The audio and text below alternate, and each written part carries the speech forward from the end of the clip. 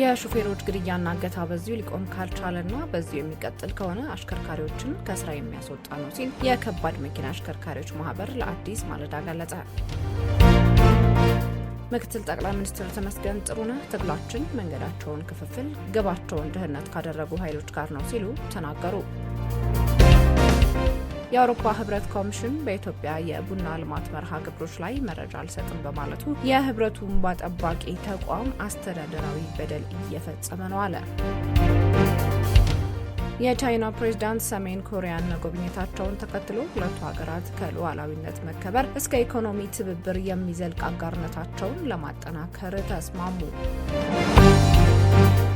ጤና ይስጥልኝ አዲስ ማለዳ ተከታታዮች፣ ዕለታዊ ዜናችን ተጀምሯል። በመግቢያችን ላይ ያስተዋወቅናችሁን ጨምሮ ሌሎች ዘገባዎችን ይዘናል። አብረን እንቆይ።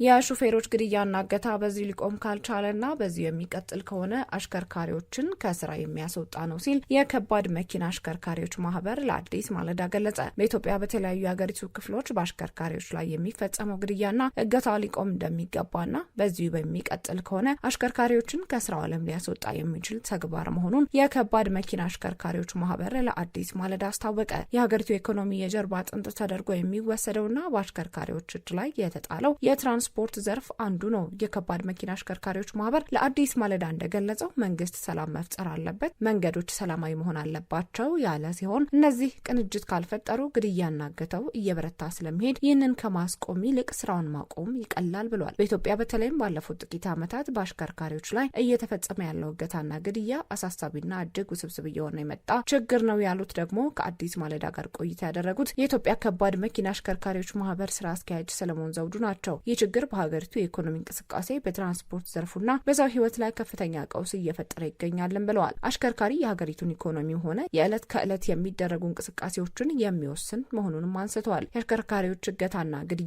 በስፋት የሚስተዋለው በተለይ የጸጥታ ችግር ባለባቸውና በፌዴራል መንግስቱና በተለያዩ የታጠቁ ኃይሎች መካከል ግጭት በሚንቀሳቀስባቸው የሀገሪቱ ክፍሎች ብቻ የተገደበ አይደለም የሚሉት ሰለሞን ገንዘብ በሚፈልጉ አካላት ጭምር የሚከናወን ነው ብለዋል። ማናቸውም አሽከርካሪ ቤተሰብ አስተዳዳሪ ነው የሚሉት ሰለሞን ሰርቶ እንዲሁም ወጥቶ ለመግባት አሽከርካሪዎች በነጻነት መንቀሳቀስ እንዳለባቸው በማንሳት ሰላም ሊፈጥርላቸው ይገባልን ብለዋል። ሰለሞን አክለውም አሽከርካሪዎች ከባባድ መሰረተ ልማቶች አልፈው ወጥተው መዳረሻቸው ላይ መድረስ አለመቻላቸው አሳሳቢ ጉዳይ ነው ያሉ ሲሆን ይህንን ለማስተካከል መንግስት ሰላም የማስፈን ኃላፊነቱን ሊወጣ ይገባል ሲሉ ለአዲስ ማለዳ ተናግረዋል። ሰላም መፈጠር አለበት። ሰላምን ማምጣት ያለበት ደግሞ መንግስት ነው። መንግስትና ህዝብ የመንግስት ኃላፊነት ነው።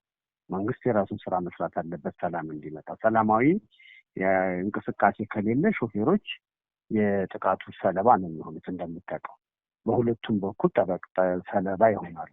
አገር በምትወረርበት ሰዓት በጠላት ሾፌሮች ናቸው የሚያንቀሳቀሱት ሰራዊቱንም ስንቁንም። ስለዚህ ከዛኛው ወገን የሚመጡ ጥቃቶች አደጋ ሊደርስባቸው ይችላል። በዚህ ሁኔታ ደግሞ የሀገር ውስጥ አማጺዎች ከሆኑ ደግሞ እንደዚህ አድርገሃል፣ እንደዚህ መንግስትን አጓጉዘሃል፣ እንደዚህ አድርገሃል የሚል ነገር ከሆነ ጥቃት። ስለዚህ ለዚህ ሰላም መፈጠር አለበት። ይሄ የመንግስት ጉዳይ ነው። መንገዶች ሰላማዊ መሆን መቻል አለባቸው። እነዚህ ነገሮች እስካልተቀናጁ ድረስ አሁን ያለው እገታ ከዚህም በላይ እኛ ልናስቆመው አንችልም። ገብቶሃል? ስራ ማቆም ካልሆነ በስተቀር ጦርነቱን ግድያውንና እገታውን ልናቆመው አንችልም። ስለዚህ የሁላችንም ጥረት ያስፈልገዋል። ከዚህ ቀደም በአማራ ክልል በተለይም ከጎንደር ወሎና ሸዋ መስመሮች ጋር የሚገናኙ ዋና ዋና መንገዶች ላይ በተደጋጋሚ የእገታና የተኩስ ጥቃቶች እንደሚከሰቱ፣ በቅርቡ ደግሞ በምዕራብ አርማጮ የጸጥታ ኃይሎች አሽከርካሪ አግተው የነበሩ ግለሰቦችን መያዛቸውን ሪፖርት ማድረጋቸው ይታወሳል። በኦሮሚያ ክልልም በተለያዩ መስመሮች ላይ በጭነት መኪናዎችና በህዝብ ማመላለሻዎች ላይ ተመሳሳይ ነገር ይከሰታል። ከጅቡቲም ተነስተው መዳረሻቸው ድረስ ተመሳሳይ ሁኔታዎች ይፈጠራሉ። በተለያየ ጊዜ የሚወጡ መረጃዎች አብዛኛዎቹ እገታዎች የሚፈጸሙት ለገንዘብ በሚል ታጣቂዎች መኪናዎችን አስቁመው አሽከርካሪዎችንና ረዳቶችን አንዳንድ ጊዜም ተሳፋሪዎችን ጭምር ወደ ጫካ በመውሰድ ለቤተሰቦቻቸው ወይም ለቀጣሪ ድርጅቶቻቸው ስልክ በመደወል በመቶ ሺዎችና በሚሊዮን የሚቆጠር ገንዘብ ይጠይቃሉ። የተጠየቀው ገንዘብ በሰዓቱ ካልተከፈለ የጸጥታ ኃይሎች ለማስለቀቅ በሚያደርጉት ጥረት መሀል ግጭት ከተነሳ ወይም አሽከርካሪዎች ለማምለጥና ትዕዛዝ ላለመቀበል በሚሞክሩበት ወቅት በአሰቃቂ ሁኔታ ይገደላሉ። ከእገታው በተጨማሪም በጭነት መኪናዎች ላይ ያሉ እቃዎች፣ ስልኮችና ገንዘቦች ይዘረፋሉ። አንዳንዴም መኪናዎች ሙሉ በሙሉ ይቃጠላሉ። ለዚህም ማሳያ ደግሞ ከጎንደር ሰሊጥ ጭነው ሲወጡ የተቃጠሉት መኪኖች ይታወሳሉ። ሰለሞን ይህንን ሁሉ ጉዳይ ለማስቆም ስር ነቀል ለውጥ ያስፈልጋል ብለዋል። ይህም በማህበረሰቡም ሆነ በመንግስት ደረጃ አሽከርካሪ ማን ነው፣ ምንድን ነው፣ ምን ይጠቅማል የሚለው ግንዛቤ አነስተኛ በመሆኑ ነው ብለዋል። ስለዚህ አሁን ወቅታዊ የሀገራችን የሰላም ሁኔታ ነው ብያለሁ። ባለፈውም የመጀመሪያው መሰለህ ሾፌሮች ለሀገር የሚሰጡት ነገር እኔ እናንተ እንዳወቅ ነው ህብረተሰቡ በደንብ መረዳት መቻል አለበት። መጀመሪያ ሽፍታ ነኝ የሚለውም አማጺ ነኝ የሚለውም አሸባሪ ነኝ የሚለውም መንግስትም ሁሉም ያለ ሾፌር መንቀሳቀስ አይችልም። የምንበላውም የምንጠጣውም የምንለብሰውም የሚመጣው በሾፌር ነው። ይሄን ጥቅም እስካወቅን ድረስ ህብረተሰቡ እንዲያውቅ መደረግ አለበት። ይሄን ካወቀ ሽፍታው የማይነካውም ሾፌርን፣ አማጺው የማይነካውም፣ ሌላው የማይነካውም ማለት ነው።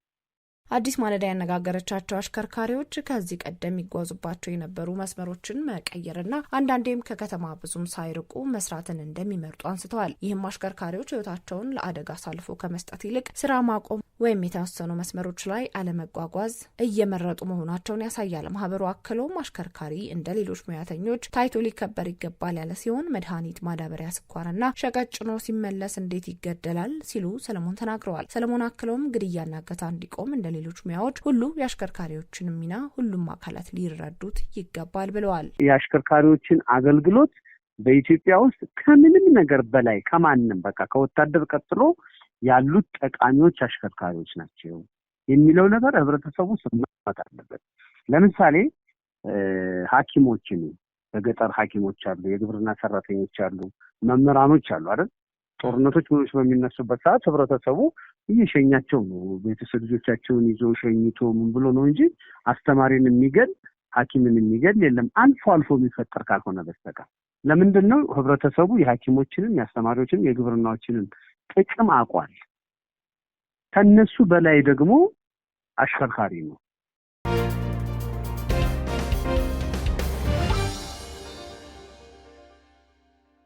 ምክትል ጠቅላይ ሚኒስትር ተመስገን ጥሩነህ ትግላችን መንገዳቸውን ክፍፍል ግባቸውን ድህነት ካደረጉ ኃይሎች ጋር ነው ሲሉ ተናገሩ። ምክትል ጠቅላይ ሚኒስትር ተመስገን ጥሩነህ በወልዲያ ከተማ የተገነቡ የልማት ፕሮጀክቶችን በመረቁበት መድረክ ላይ ተገኝተው ባደረጉት ንግግር የመንግስታቸው ዋነኛ ትግል ከተወሰኑ ግለሰቦች ወይም ከአንድ አካባቢ ካሉ ሽፍቶች ጋር አለመሆኑን አስታወቁ። የመንግስት ትግል መንገዳቸውን ክፍፍል ግባቸውንም ድህነት ካደረጉና ይህንን አካሄድ ላለፉት 50ና 60 ዓመታት ሞክረው ካልተሳካላቸው ቆሞ ቀረ ኃይሎች ጋር መሆኑን በግልጽ አስገንዝበዋል። ኢትዮጵያውያን ጽንፈኝነትንና ጎጠኝነትን እንደማይፈልጉ ከፋፋይነትንም እንደማይቀበሉ እንዲሁም ሰላማዊ መንግስትንና ዴሞክራሲን እንደሚደግፉ በምርጫ ሂደት በተግባር ማሳየታቸውን ተመስገን ገልጸዋል። ከሌሊት እስከ ሌሊት የተለያዩ ፈተናዎችን፣ ችግሮች ሳይበግሯቸው የገደል ውስጥ ጩኸቶችም ሳያስደነግጧቸው ኢትዮጵያውያን አዲስ ታሪክ መስራታቸውን በመጥቀስም የሀገሪቱን የምርጫ ሂደት አሞካሽተዋል። በአሁኑ ወቅት ኢትዮጵያ ወደፊት እየተራመደች መሆኑን ያብራሩት ምክትል ጠቅላይ ሚኒስትሩ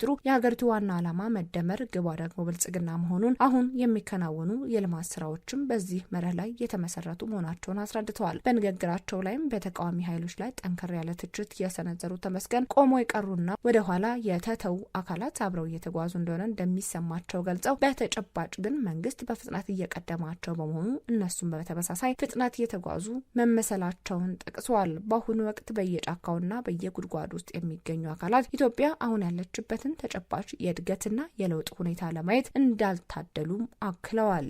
በመጨረሻም ኢትዮጵያ ዕዳዎቿን እያራገፈችና ተስፋን እየጨበጠች ያለችበት የለውጥ ጎዳና ላይ እንደምትገኝ የገለጹት ምክትል ጠቅላይ ሚኒስትሩ በሺዎች የሚቆጠሩ የሀገር ጠላቶች ቢሰበሰቡም ሀገሪቱን ከጀመረችው ጉዞ ሊያስቆሟት እንደማይችሉ በቁርጠኝነት አስታውቀዋል። በክንዳችን ማረሻ በትከሻችን ጠመንጃ ይዘን የኢትዮጵያን ብልጽግና እውን እናደርጋለን በማለት ንግግራቸውን አጠቃለዋል። ጽንፈኝነትን አንፈልግም፣ ጎጠኝነትን አንሸከምም፣ ከፋፋይነትን አንቀበልም፣ ጽኑና ጠንካራ መንግስት እንፈልጋለን፣ ሰላምና ዲሞክራሲን እንደግፋለን፣ ምን መስራትና እንዴት መስራት እንዳለብን ማንም አይነግረንም ብለው በምርጫ መልእክታቸውን ባስተላለፉበት ወቅት ነው የተገናኘ ነው። እንኳን ደስ አላችሁ፣ ደስ አለን። ከሌሊት እስከ ሌሊት ፈተናና ችግር ሳይበግራቸው የማንንም የሽሮ ድንፋታ ሳይሰሙ የማንንም የገደል ውስጥ ጩኸት ከቁብ ሳይቆጥሩ ኢትዮጵያውያን አንድ ሆነው ታሪክ ሰርተዋል።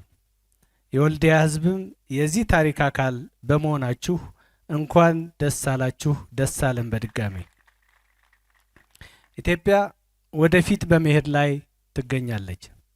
መንገዷ መደመር፣ ግቧም ብልጽግና ነው። የምንሰራቸው ስራዎች ሁሉ በዚህ መርህ የተመሰረቱ ናቸው። ትግላችን ከሰዎች ጋር አይደለም። ትግላችን ከሆኑ አካባቢ ሽፍቶች ጋርም አይደለም። ትግላችን መንገዳቸውን ክፍፍል፣ ግባቸውን ድህነት ካደረጉ ኃይሎች ጋር ነው። ይህንን መንገድ ላለፉት 50ና 60 ዓመታት ሞክረው አልሳካ ካላቸው ቆሞ ቀሮች ጋር ነው ትግላችን።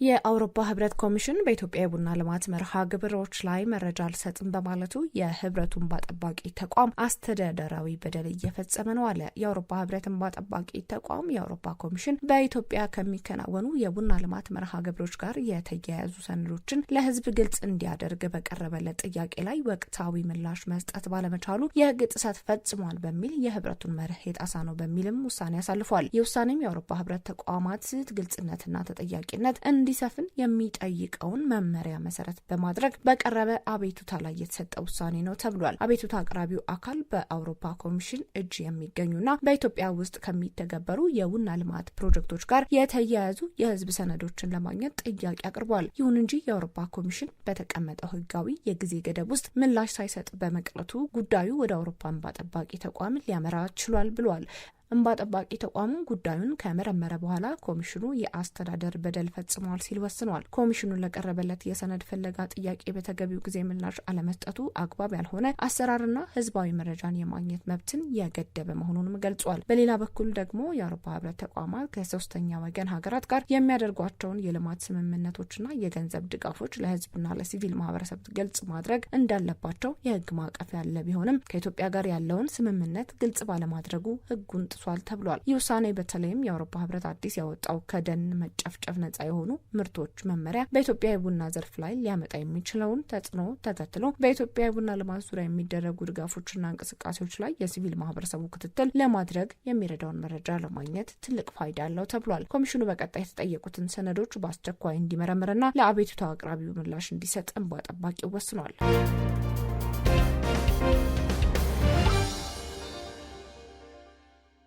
የቻይና ፕሬዝዳንት ሰሜን ኮሪያን መጎብኘታቸውን ተከትሎ ሁለቱ ሀገራት ከሉዓላዊነት መከበር እስከ ኢኮኖሚ ትብብር የሚዘልቅ አጋርነታቸውን ለማጠናከር ተስማሙ። የቻይናው ፕሬዝዳንት ዢ ጂንፒንግ በሰሜን ኮሪያ ፒዮንግያንግ ባደረጉት ጉብኝት ከሀገሪቱ መሪ ኪም ጆንግ ኡን ጋር በመሆን ስልታዊ ትብብራቸውን ይበልጥ ለማሳደግ ቃል ገብተዋል። በፒዮንግያንግ በተካሄደው በዚህ ጉባኤ መሪዎቹ ግንኙነታቸውን ይበልጥ ለማጠበቅ የተስማሙ ሲሆን ሰሜን ኮሪያ ታይዋን የቻይና ጠቅላላ የግዛት አካል መሆኗን በድጋሚ አረጋግጣለች። የሰሜን ኮሪያ ብሔራዊ የዜና አገልግሎት እንደዘገበው ፕሬዝዳንት ዢ ጂንፒንግ የሁለቱን ሀገራት ግንኙነት ወደ ላቀ ደረጃ ለማድረስ ቁርጠኛ መሆናቸውን ገልጸዋል። መሪዎቹ ይበልጥ የተቀራረበ ስልታዊ ግንኙነት ለመፍጠር በተስማሙበት ወቅት ኪም ጆንግ ኡን በበኩላቸው ከቻይና ጋር ያለውን ወዳጅነት ማስቀጠል ለሰሜን ኮሪያ ከሁሉም በላይ ቅድሚያ የሚሰጠው ስልታዊ ተግባር መሆኑንም ገልጸዋል። ኪም ጆንግ ኡን ፕሬዝዳንት ሺን የላቀ ሀገር እንግዳ በማለት የጠሯቸው ሲሆን ሺ እንደ አውሮፓውያኖች አቆጣጠር 2026 የመጀመሪያ የውጭ ሀገር ጉዟቸውን ወደ ሰሜን ኮሪያ ማድረጋቸው ለሀገራቸው የተደረገ ትልቅ ድጋፍ መሆኑንም ተናግረዋል። በተጨማሪም ፒዮንግያንግ ቤጂንግ ለምትከተለው አንድ ቻይና መርህና ታይዋን የቻይና የማይነጠል አካል ናት ለሚለው አቋም ያላትን ጽኑ ድጋፍ በድጋሚ ገልጻለች። በሌላ በኩል የቻይና ብሔራዊ ቴሌቪዥን እንደዘገበው ቻይና በንግድ፣ በግብርና፣ በኮንስትራክሽንና በቴክኖሎጂ ዘርፎች ጭምር ከሰሜን ኮሪያ ጋር ያላትን ትብብር ለማስፋፋት ፍላጎት እንዳላት ፕሬዝዳንት ሺ አስታውቀዋል። ይህ የቻይና ፕሬዝዳንት የሰሜን ኮሪያ ጉብኝት ከ7 ዓመታት በኋላ የተደረገ የመጀመሪያው ሲሆን የሁለቱን ሀገራት የወዳጅነት ስምምነት 65ኛ ዓመት ምክንያት በማድረግ ግንኙነታቸውን አዲስ ታሪካዊ መነሻ ላይ መድረሱን መሪዎቹ በጋራ አውጀዋል። ሰሜን ኮሪያ ከሩሲያ ጋር ያላትን ወታደራዊና ዲፕሎማሲያዊ ግንኙነት እያደገ ቢመጣም ለህልውናዋ ግን አሁንም በዋናነት በቻይና ላይ ጥገኛ መሆኗን ስለምታውቅ ከቤጂንግ ጋር ያላትን ትስስር ማጠናከር እንደምትፈልግ የፖለቲካ ተንታኞች ያነሳሉ። ቻይናን በበኩሏ በስትራቴጂካዊ መልኩ ወሳኝ በሆነችው ሰሜን ኮሪያ ላይ ያላትን ተጽዕኖ በድጋሚ ለማረጋገጥና ከአሜሪካ ጋር ለምታደርገው ዓለም አቀፋዊ ፉክክር ይህንን ግንኙነት ይበልጥ ተጽዕኖ ለማሳደር እየተጠቀመችበት እንደሆነ ባለሙያዎች ይገመግማሉ። ዕለታዊ ዜናዎችን በዚሁ ተጠናቀቀ። አዲስ ማለዳን ሰብስክራይብ ማድረግ አይዘንጉ። ጤና ይስጥልኝ።